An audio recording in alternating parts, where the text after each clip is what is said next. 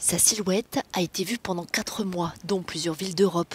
Amal, la marionnette géante représentant une jeune réfugiée syrienne, est arrivée à la COP26 pour ouvrir l'événement Gender Day. Son objectif, sensibiliser le public à l'égalité des sexes face aux conséquences du changement climatique. Nous devons nous rappeler que l'impact de la crise climatique est différent selon le genre.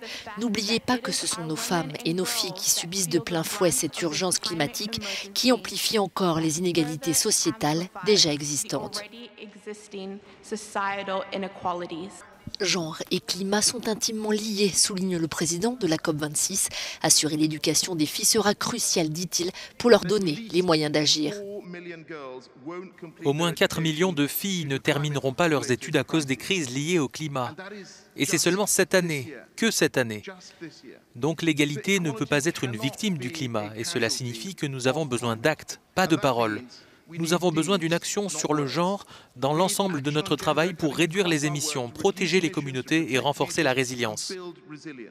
Pour la COP26, l'heure est venue de concrétiser les promesses des dirigeants politiques.